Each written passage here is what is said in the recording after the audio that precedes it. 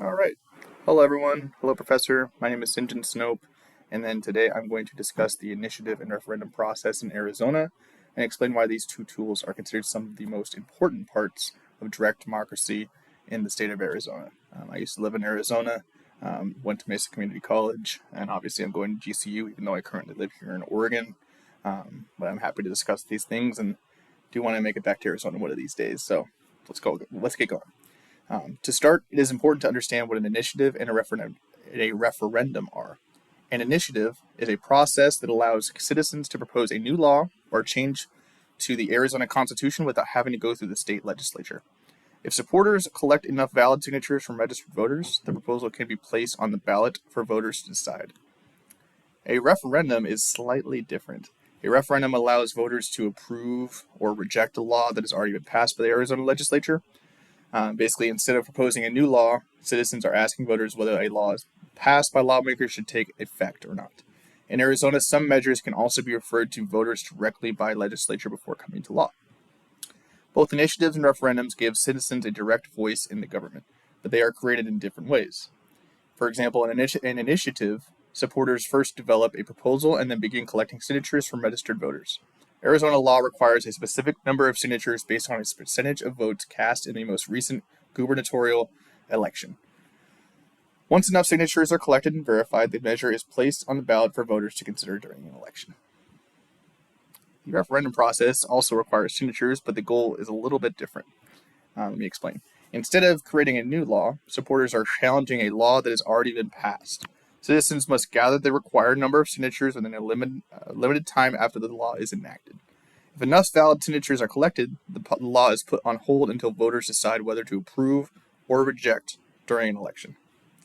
Although initiatives and referendums are similar, there are several important differences between them as well. An initiative starts with citizens who want to create a new law or a constitutional amendment. A referendum starts with a law that already exists and gives voters the opportunity to review that decision, or kind of like a review. Like I'm a big basketball fan, referendum is kind of like one of those reviews and see if it's a block or a charge or not, for example, if you're into that sort of thing. In other words, initiatives are proactive because they create change, while referendums are reactive because they respond to actions already taking place by the legislature. There are also similarities to the two processes. Both require citizens to gather signatures, both involve voter participation, and both ultimately place decision-making power in the hands of the American voters, which I think is the way it should be, in my opinion. In each case, the public has the opportunity to vote directly on important issues instead of relying solely on elected representatives. Like most parts of government, initiatives and referendums both have advantages and disadvantages. One major advantage of initiatives is they allow citizens to address the issues that lawmakers may be unwilling to or unable to solve. They provide an opportunity for people to bring new ideas directly to voters and encourage civic engagement. Initiatives can also make government more responsive because elected officials know that citizens have the power to take issues directly to the ballot, hopefully getting stuff done. However, initiatives also have some drawbacks. Complex policy issues can sometimes be reduced to simple yes or no questions, even when they involve complicated financial or legal consequences. I think with a lot of things, especially in our world, and especially the government, it's a little gray area, and sometimes these initiatives are kind of more black and white, which is not always perfect. In addition, gathering signatures and running campaigns can be expensive, which may give well-funded groups an advantage over ordinary citizens. Referendums also offer several benefits. They act as a check on legislative power by allowing citizens to change laws they disagree with. I think having that power as the voter is very important, and we need to keep that as much as we can. This helps ensure that lawmakers remain accountable to the public. Referendums can also increase voter involvement because citizens have a direct role in deciding whether important laws should take effect. On the other hand, referendums can also slow down the implementations of laws and create uncertainty while voters make their decisions. Kind of throwing a whole, it's just making things harder than it should be, I should say.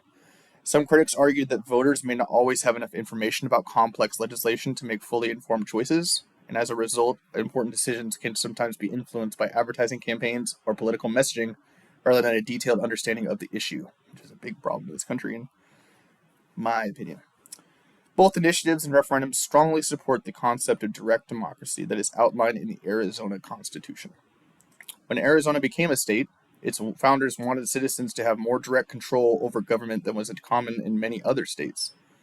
The initiative and referendum process reflects that goal reflects that goal, by allowing voters to participate directly in lawmaking rather than relying entirely on elected officials. I think there's a huge time and place for elected officials, and they're important. But I think giving that power and that voice to the voters and the common people, that's really how we're going to make this country the place it deserves to be for all people, color or creed, no matter what. Just had to say that. Direct democracy is based on the idea that government derives its power from the people. And Arizona's initiative and referendum system puts that principle into action.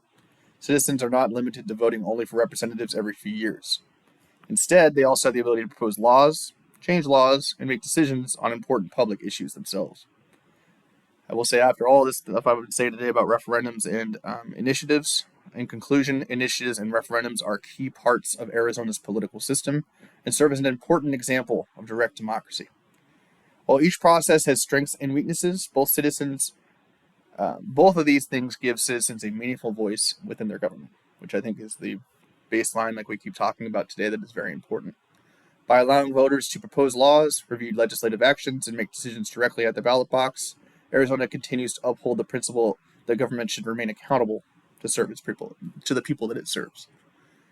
That's kind of all I have today. Thank you for listening to this, and I'm sorry if I seemed a little nervous because I was. But thank you so much for listening, and have a wonderful rest of your day.